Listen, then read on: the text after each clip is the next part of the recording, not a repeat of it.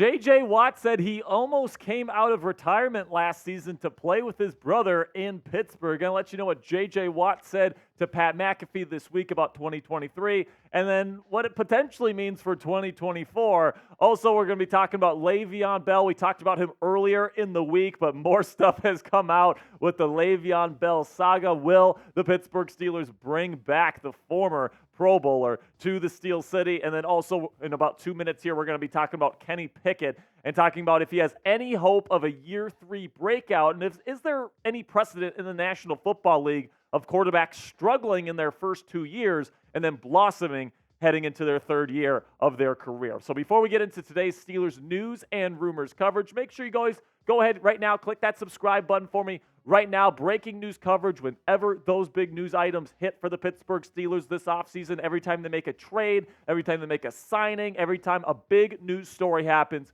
Coop and I, we're going to be going live right here on the channel. We also have in-depth and premium free agency and NFL draft coverage for the Pittsburgh Steelers, letting you know which guys the team is targeting this year, which guys fit the new offense with Arthur Smith, all these great things for the NFL draft. We got scouting reports on all the top prospects, mock drafts every week, a bunch of great stuff. We got a weekly live show, 5 p.m. Eastern Standard Time on Wednesdays, and oh yeah, it's all 100% free. So if you want to join the largest and fastest growing Steelers talk show right here on YouTube, 100% free, do me a favor, click that subscribe button right now. So first, we do have some coaching news for the black and gold here, as Mike Tomlin, the head coach, has added a couple new coaches to this coaching staff, and some pretty decent ones here. Tom Arth, really young, really new coach in the National Football League, coached with the Los Angeles Chargers last year under offensive coordinator Kellen Moore, has been hired as the pass game coordinator. And then Zach Azzanni, I hope I'm saying that right, wide receiver coach formerly with the New York Jets and the Denver Broncos, is coming to be the next wide receivers coach. So the dream of having Hines Ward as the wide receiver coach, unfortunately, that's not going to be coming to fruition. And then also in some other news, Mike Sullivan, Sully, he's going to be back as Kenny Pickett or whoever the quarterback is here in Pittsburgh. He's going to be the quarterback's coach here. So it's nice to see Sully's going to be coming back. I thought he did a good job as the interim offensive play caller last year. He obviously wasn't the best. He's not somebody that I really see as like a high-end offensive mind in this league, but he's somebody that Pickett in particular is very comfortable with. So this hiring here, keeping Mike Sullivan on the staff, I think bodes well for all of you guys out there that are hoping that Kenny Pickett is the starting quarterback in 2024. So speaking of Kenny Pickett, let's talk about the kid right now, because of course, as we've talked about on the show extensively over the last couple of weeks, the first 2 years of Kenny Pickett's NFL career have not gone the way that we hoped it would, and not the way Kenny would have hoped it would have started either. So there's been an argument that I've been seeing around Steelers Twitter here of why the Steelers should give Kenny Pickett another shot. And that argument goes that there's other quarterbacks in the National Football League that are seen in high regard right now that struggled in their first 2 years and eventually blossomed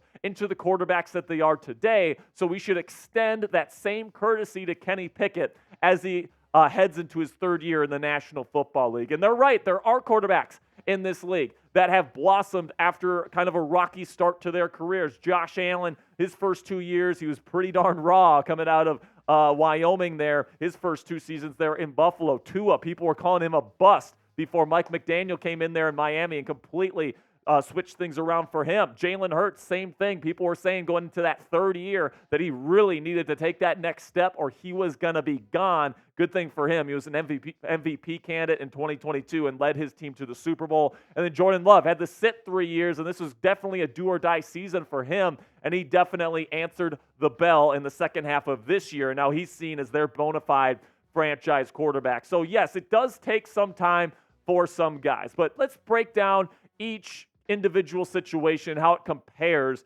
to Kenny Pickett. So Josh Allen in 2019, okay, these are just the passing numbers, all right? Josh Allen at that point had already been showing lots of promise in terms of his rushing ability, which is one of the big reasons why this differentiates between Allen's situation and Pickett's situation. But even as a passer, man, more yards per attempt, he was more efficient than Pickett was. He didn't really have much weapons. He didn't have Stephon Diggs at this point. He didn't get Stephon Diggs until 2020.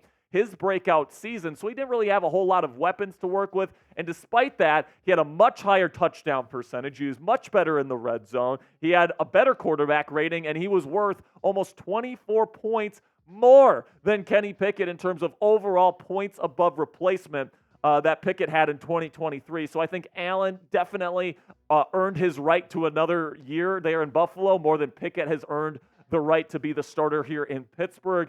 And I really don't think that the talent levels here, Pickett doesn't have Allen's arm. He doesn't have his rushing ability. He doesn't have his size. So I'm not sure how much this comparison really makes sense. But then there's a couple of guys where I think from a skill set standpoint, it might make a little bit more sense. And that's, of course, Hurts and Tua. We'll get to Tua in a second. But let's break down Hurts here. I don't think if you compare Hurts' second year in the league versus Pickett's, it's not even close. Hurts was clearly the better player.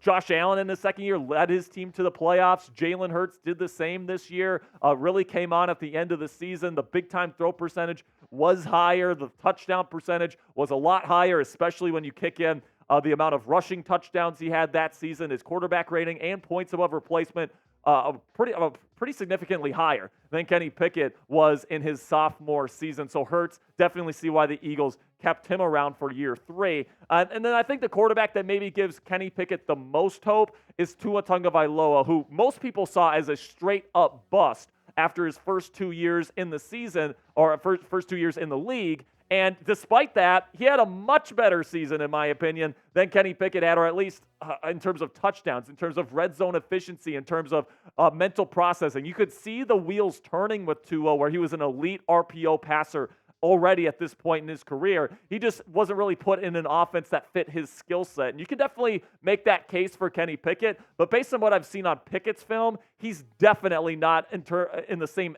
ballpark in terms of mental processing as Tua is. So even though Tua, I think, probably gives Pickett the most hope heading into 2023, or heading into 2024, I should say, Pickett's third year, I'm just not sure that any of these situations really match up with Kenny Pickett's situation right now.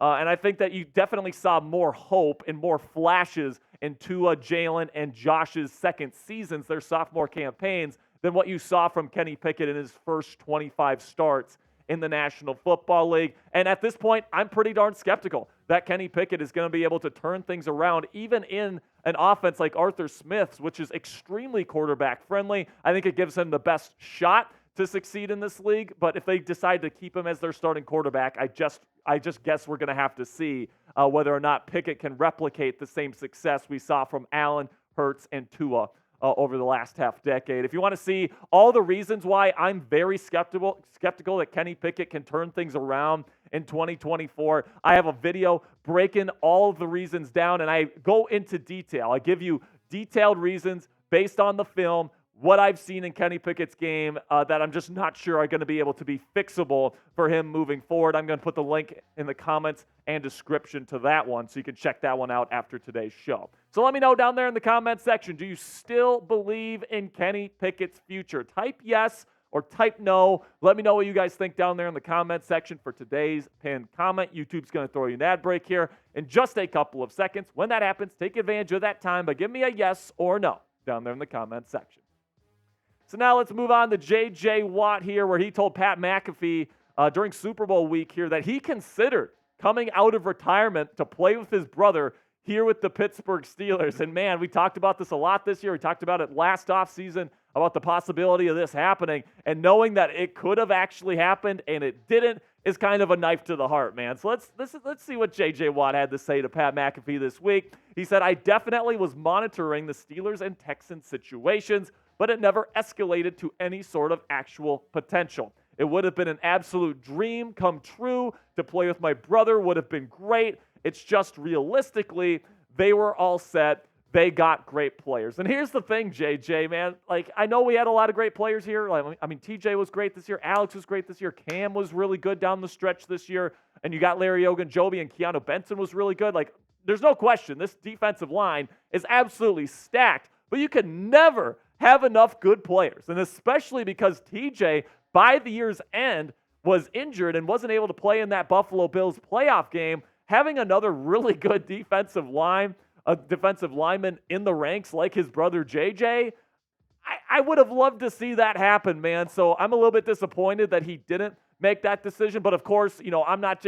J.J. Watt can do what he freaking wants, man. He's an all-time great NFL player. I would have loved to see him come be a Pittsburgh Steeler. I think that would have been the sports stories of the year. Of course, it would have been good for the channel in kind of a selfish way. But if he's happy in retirement, and it sounds like he is, I'm really happy for him. So coming up here, we got the latest on LeVeon Bell. Could he be coming back to the Pittsburgh Steelers in 2024? He certainly thinks so. But before I get into that, let's have a word from our sponsor here at Game Time. And if you're thinking about getting tickets to the big game in Vegas this weekend, it's not too late. Then use today's sponsor, Game Time, to help getting those expensive tickets just a little bit easier. For all of our listeners, if you use the code VEGAS100 on the Game Time app, you'll get $100 off to help get your butt to Allegiant Stadium on February 11th, this Sunday, to watch the NFC and AFC champions, the San Francisco 49ers and the Kansas City Chiefs, duke it out for the Lombardi Trophy in the biggest game of the year, live and in person. Not only is Game Time offering that $100 off to the big game, but they are also the fastest growing ticketing app in the country.